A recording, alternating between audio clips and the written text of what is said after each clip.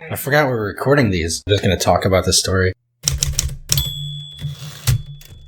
All right, welcome to Why Is This Good? A podcast by the Naples Writers Workshop. I'm Christine, and I'm here with Rob and John. Hello. Hey. Okay, and today it's my turn. So this is a story from Aquifer, the Florida Review Online, which is the same place that I got The Flood from. And so I only picked it because I scroll through that every once in a while, and I like how they must make it a point to publish really diverse authors. Younger people, older people, published people, not published, like men and women, all ethnicities.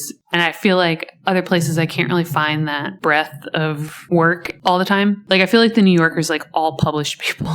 Anyway, so this was a random one that I picked. I really liked it. It's called Only Tourists Remember the Alamo. And it is written by Alicia D. Ortega. She has a BA from Stanford and an MFA in fiction from Louisiana State. So she knows her shit. All MFAs today for our readings. Yeah. Yep. Must be nice. Maybe that's what I'm missing. Okay. Yeah. He didn't touch her, not at first. They were never alone in a room. They spent afternoons in youth group and deep circular discussions about holy desire, how true love is anchored first in faith. They sometimes brushed arms, sitting close enough for her to memorize his smell, Tide detergent and chew. A month before they held hands, 6 weeks before he kissed her in a dark theater. And then it was an urgent tumbling, a humming thrill that didn't stop when he stopped. And always he stopped. She reasoned it was okay, the wanting, because it felt pure, like something she was created to do, her body's own glorious mystery. Why are you doing this to me? He asked one night, her hands in her hair, his mouth on her ear. She expected to find men on Commerce Street, men who bared gold teeth at her as they drove past, slow. Jonas asked about these cars once, early in their courtship. What's the deal with y'all as lowriders, Mang? He used a Southside accent when he asked questions like these. He asked more often those nights his tongue had been inside her mouth. He never waited for her answer. He never asked why she didn't introduce him to her mother either. Her house was off limits. He seemed to understand. He might have been relieved. She didn't tell her mother about him. She kept her grades up, still went to mass, was home always before the end of her mom's shift. No need for questions. Why are you doing this to me? He asked again and again, breathing into the hollow of her collarbone. Why won't you stop me?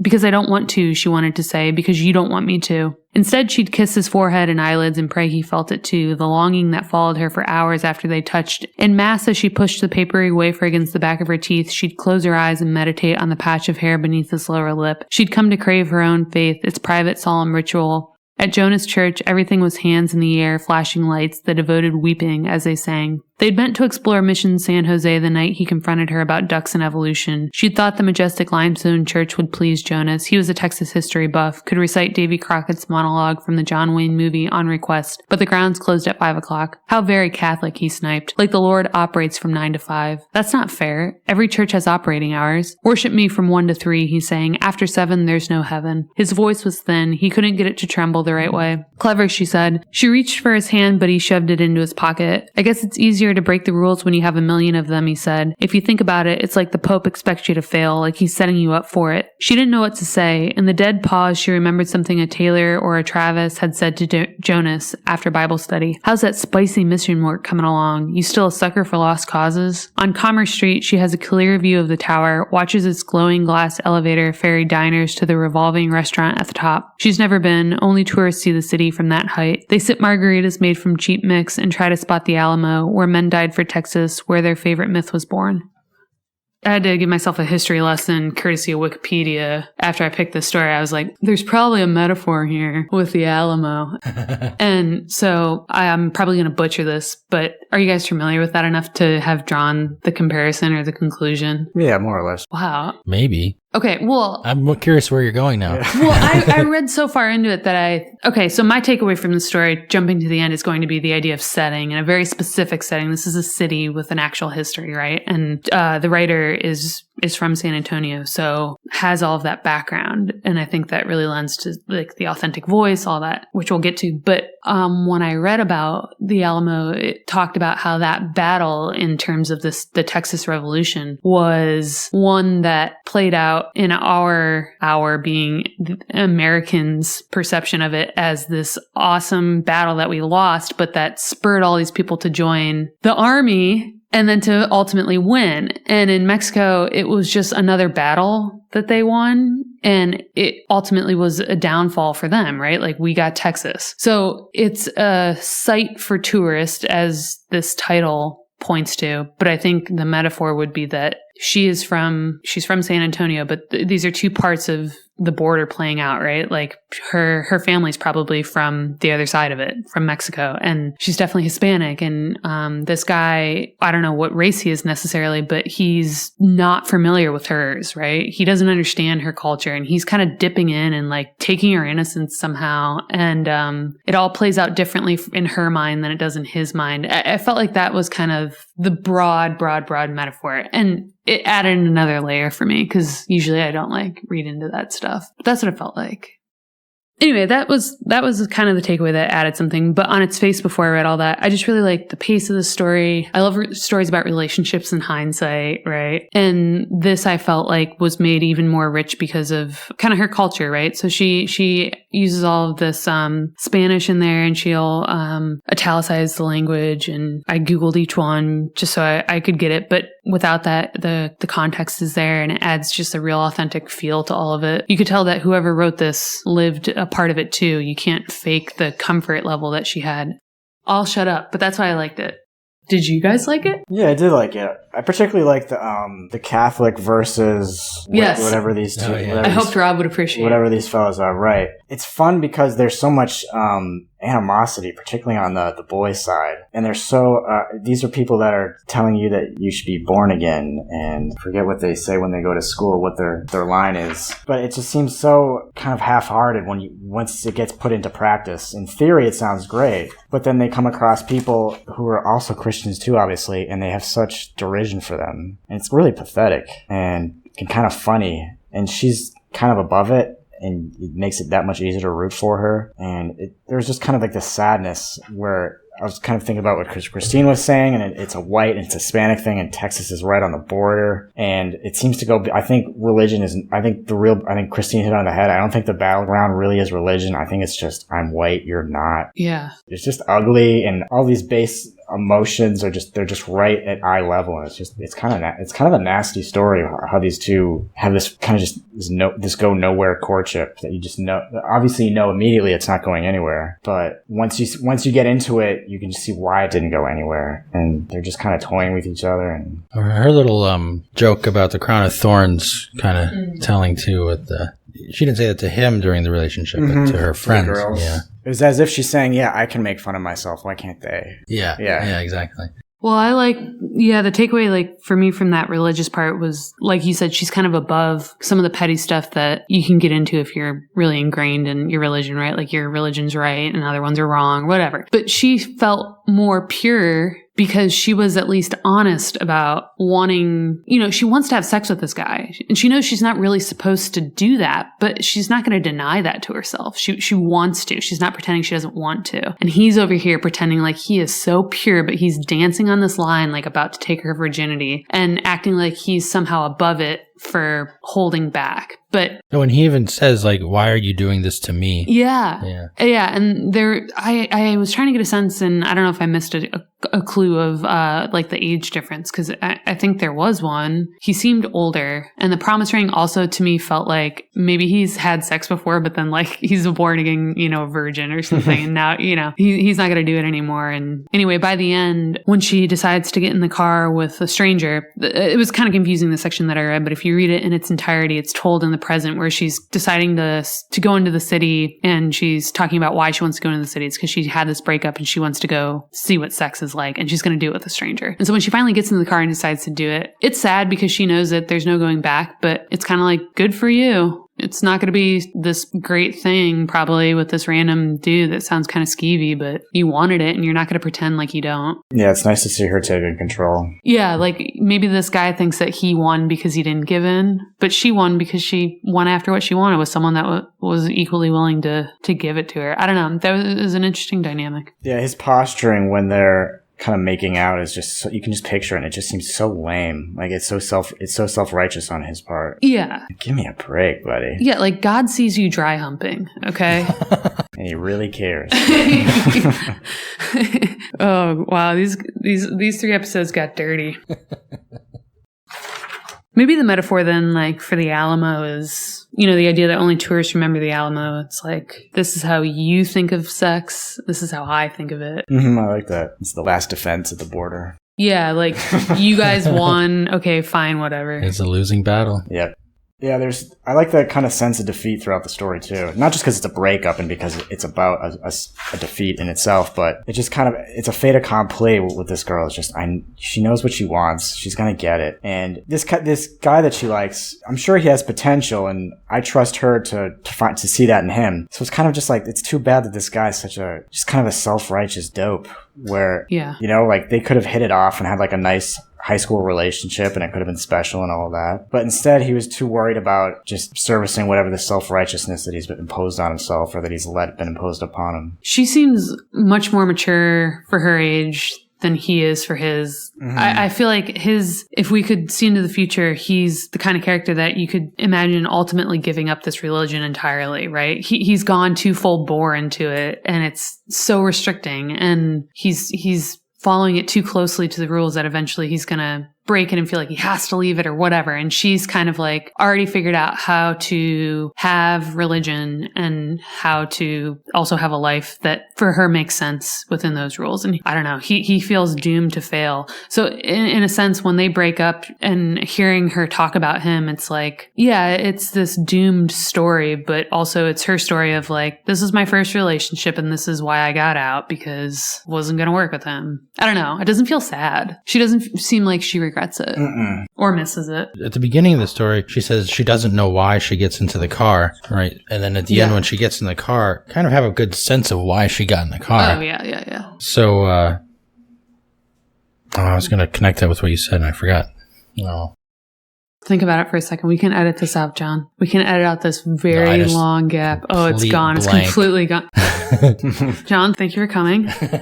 I really like the scene where her mom it's on the first page and her mom picks her up and she has such self-awareness where she tells her mom, does she get drunk or she not get drunk? Oh, off 2 mics hard. I don't know if that's drunk. So I'm sure she had a nice buzz for a high schooler, but by telling her mom that, what does she say?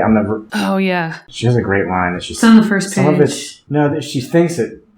She thinks I'm the virgin who gets scared and calls her mom. I'm Shirley Temple, and then she giggles. Yeah, which is such a nice part. And her mom reacts to the giggle, obviously not knowing what she's thinking. So to have that kind of self-awareness and just have that kind of self-acceptance is... Well, she giggled right after her mom said, if you need to sneak around, you're ashamed of your life and who you are then. And then she laughs, right, of course. Yeah. That's a great little scene. I like, too, that what we're talking about is really normal for teenagers, right? To have 2 Mike's Hard Lemonades and to want to have sex with your boyfriend. And she even has a line where she says, I am out of control, she told herself as she waited in the front yard. I am out of control. It felt good to say it even though she knew it wasn't true. She seems like the straight A student and her parents are proud of her. And so that's why dealing with what your religion tells you need to do is so confounding for her. She's like, wait, what? I'm a good person. I know I'm a good person. And it's nice how religion, even though it's at the forefront, it really doesn't feel like it is. It doesn't feel like... It feels like it is for...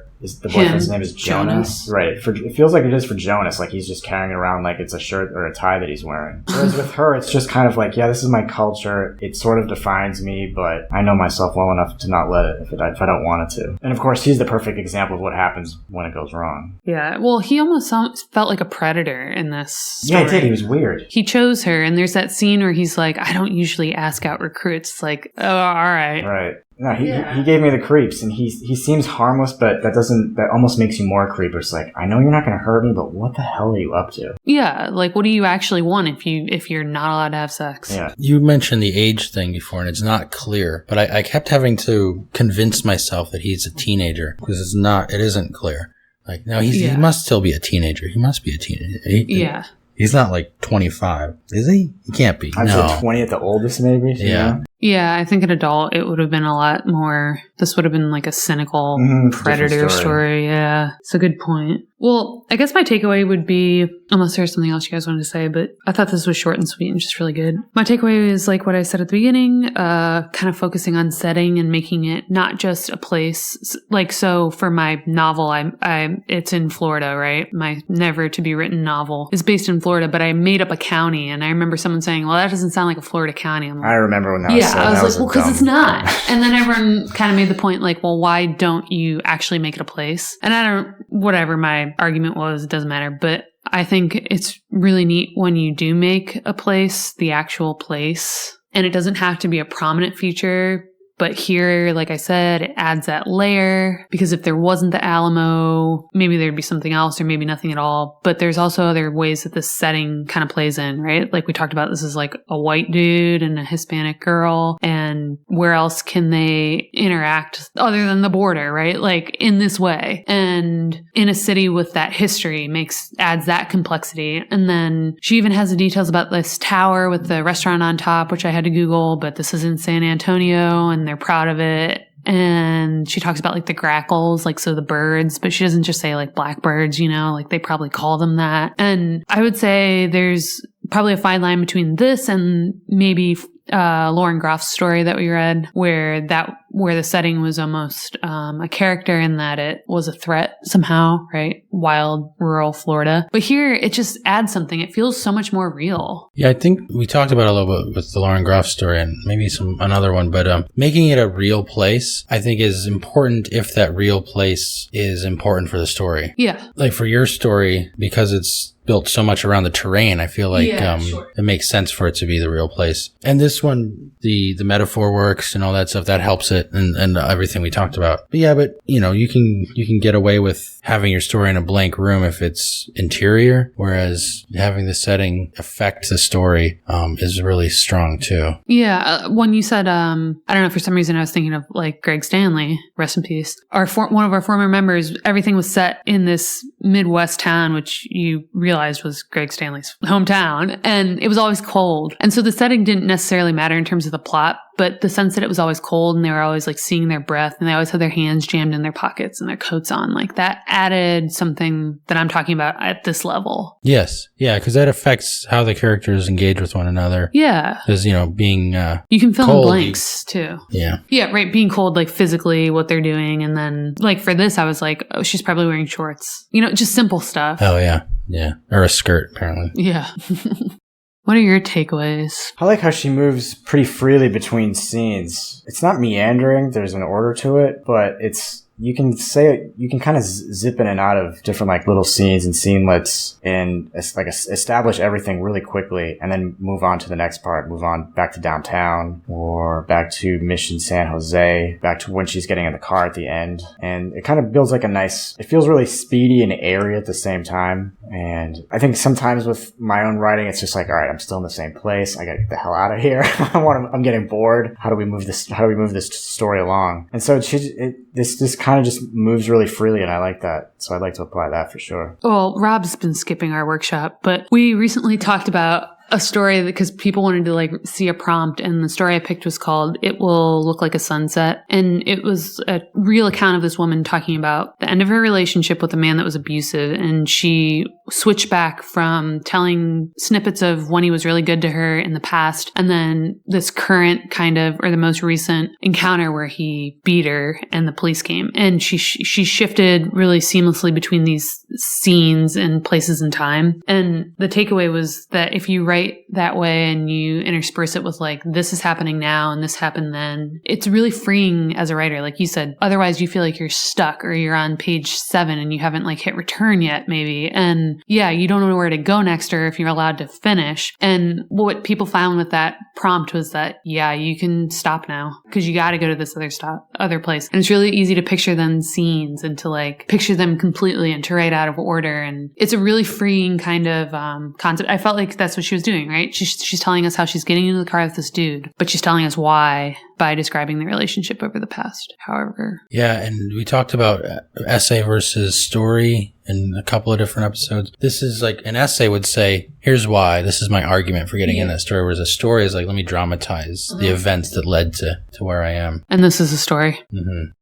I had the same takeaway. What I wrote down was nonlinear storytelling, basically.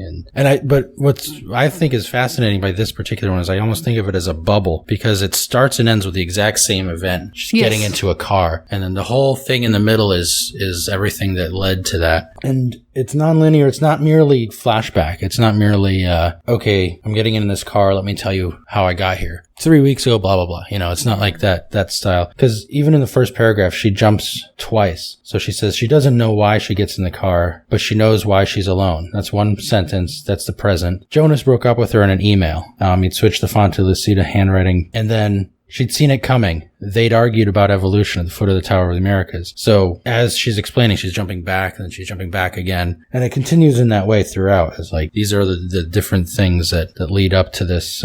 Each thing that requires explaining needs an explanation, and it kind of builds that. I call it a bubble, but that metaphor is falling apart. Well, it's a circle. Yeah, it's a circle in that way. But I mean, maybe inflating the bubble. I don't know. I use the word build. You don't build a bubble, so. Blow a bubble. But the other thing is, she also does it with tense, where the current moment is actually in the present tense and everything else is in the past tense, which is, it's a common thing that people do. It is. People do that. They're like, okay, I'm going to have a talk about a current moment and everything that's before is past, so it's easy to think of it that way. But, that can become subtle in a lot of places. You don't always notice tense when you're reading. Yeah, I noticed it just when I was reading this and realizing that, like I said, if you hadn't read it from the beginning, you don't know that the writer is switching. But I like that point. Not just telling things out of order, but starting and ending where you in the same place. Yeah. If you can think about it that way, and then you can kind of back up. You're like, okay, what do you need to know to appreciate this moment? I'll hook you with the moment, but now I got to explain it. Now we'll come back to it with this new sense. That makes me think of Fight Club at the beginning. How did I get here? Well, yeah, I don't want to cheapen it with Fight Club or something, but like a lot of movies do that kind of stuff, right? Yeah, but yeah, it's a movie trope too. Yeah, it's like, wow, how did I get in this crazy situation? Well, anything else for this one? Although I kind of mentioned it before, but the first line, she doesn't know why she gets into the car. By the time she gets to the end, she is certain about why she's getting in the car. Yeah, it's a little bit of a revelation that way. Yeah, so she's kind of, it's almost like as she's stepping in it's kind of demonstrating that as she's stepping in the car, she's like, yeah, this is what I want to do. Yeah, I guess too, I wondered if she was being honest with herself when she said, I don't know why, or maybe she was saying like, I don't know why I got into the car, it's pretty dangerous. But by the end, she's like, well, I know why I came all the way out here. I actually went through with what I wanted to do. I just don't know why I would do something so dangerous. That almost seems like a colloquialism. You hear people say that a lot. I don't even know why I'm doing this. It's like, of course you know why. Yeah. And generally they do. Because you're horny. In this case. Yeah. All right. Thanks, guys. That's the way to end it. You're welcome.